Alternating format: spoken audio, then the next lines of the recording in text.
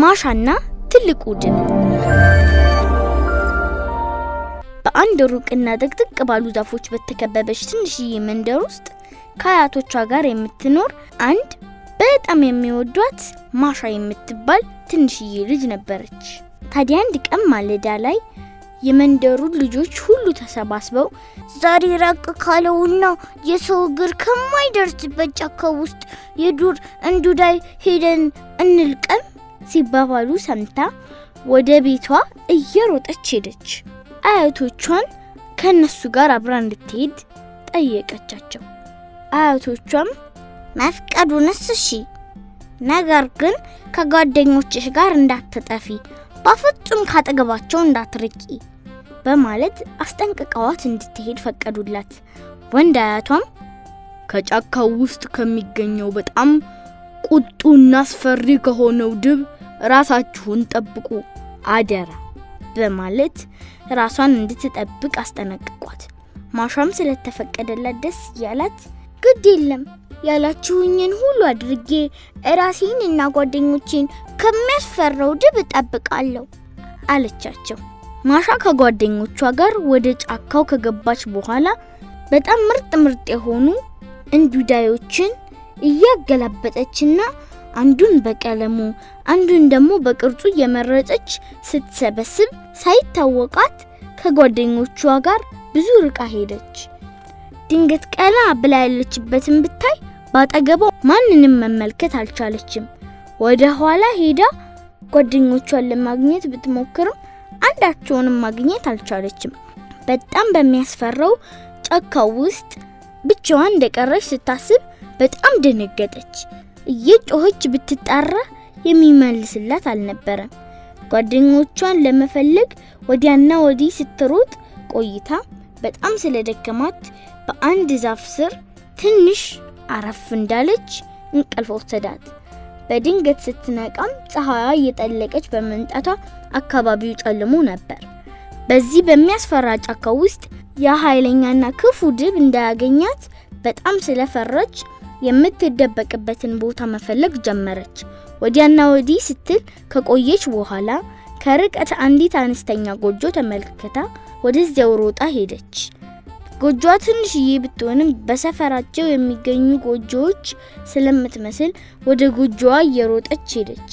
ወዲያውኑም ቤቱ ውስጥ ገብታ ብትጣራ ማንንም አላገኘችም ነበር። ነገር ግን በጣም ደክማትና ፈርታ ስለነበር በቤቱ መሃል ባለው ጠረጴዛ አጠገብ በነበረው ወንበር ላይ ተቀመጠች። ማሻ ገና ወንበሩ ላይ እንደተቀመጠች አንድ በጣም የሚያስፈራ ድብ በሚያስፈራ ጎርናና ድምፁ እያሰማ በሩን ከፍቶ ገባ። በዚህ ጊዜ ማሻ በጣም ደንግጣ አያድቦ አውቄ አይደለም እዚህ የገባሁት፣ ጓደኞቼ ጥለውኝ ሄደው አያቶቼ መከሩኝን ሳልሰማ ቀርቼ ነው፣ ይቅርታ አድርግልኝ እያለች አስፈሪው ድብ ጉዳት እንዳያደርስባት እያለቀሰችና እየተለማመጠች መለመን ጀመረች። ድቡም ማሻን በቁጣ እየተመለከታት እያስፈራራት አንቺ ትንሽ ልጅ ጉዳት አላደርስብሽም፣ ነገር ግን ከዚህ በኋላ ከዚህ ጫካ ወዴትም ንቅንቅ የለም አላት። ከዚህ በኋላ ስራሽ ጫካ ውስጥ እየወጣሽ እኔ የምወደውን ምግብ ከፈላለግሽና ካመጣሽ በኋላ ጣፋጭ አድርገሽ ሰርተሽ እኔን መመገብ ነው አላት። ማሻም ድቡ ባዘዛት መሰረት የሚወዳቸውን ምግቦች እየፈለገች አዘጋጅታ እያቀረበች ማገልገል ጀመረች።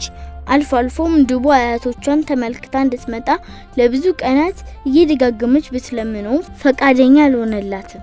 ከዕለታት አንድ ቀን እየተከዘች ስታስብ ሳለ አንድ ሀሳብ መጣላት። በዚያም መሰረት ከመሃሉ ከጣፋጭ እንጆሪ ፍሬዎች ተደርገውበት የሚጋገር በጣም የሚጣፍጥ ዳቦ ለመጋገር አሰበች። ባሰበችው መሰረት ዳቦውን ጋግራ በአንድ ትልቅ ቅርጫት ውስጥ እንዳስቀመጠች ትልቁና አስፈሪው ድብ ወደ ቤት ውስጥ ገባ።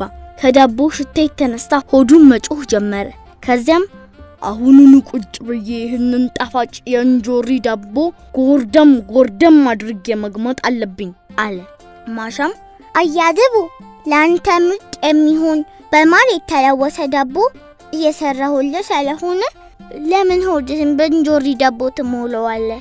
የእንጆሪ ምግብ ያዘጋጀሁት ለአያቶቼ ስለሆነ አንተ እነዚህን ዳቦች ለአያቶቼ አድርሰህልኝ ስትመለስ እኔ ደግሞ በማር ነክሬ ያዘጋጀሁትን ዳቦ አበላሃለሁ አለችው።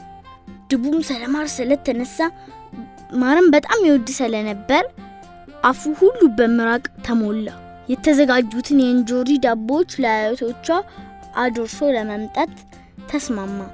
ማሻም ለወላጆቼ የምታደርሰውን ዳቦ ሁሉንም በቅርጫት ውስጥ አድርጌልሃለሁ።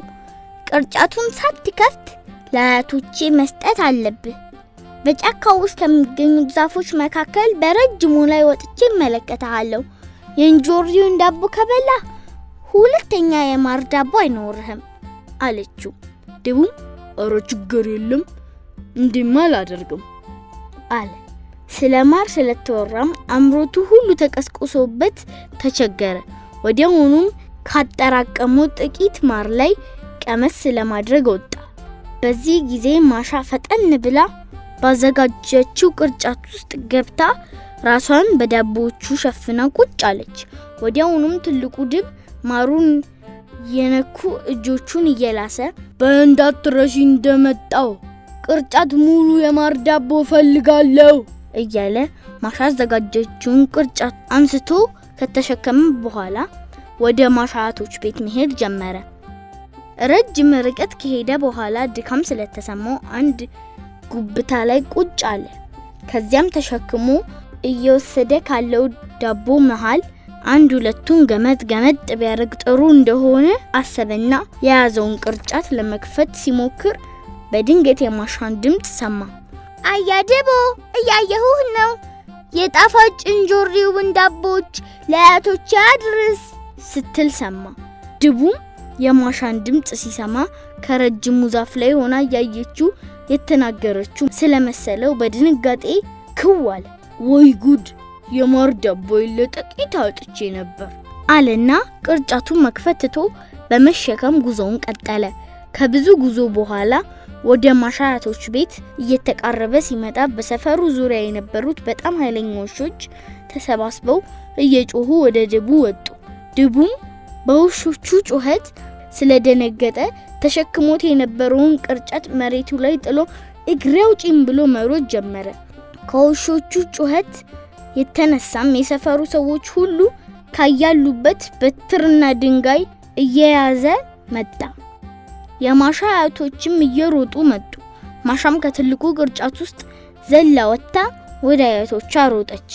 አያቶቿም ማሻ በሰራችው ብልጠት ቢደነቁም ከጓደኞቿ እንዳትለይ ያስጠነቀቋትና የመከሯት ተግባራዊ ነገር ባለማድረጓ ተጸጽታ ይቅርታ ጠየቀቻቸው።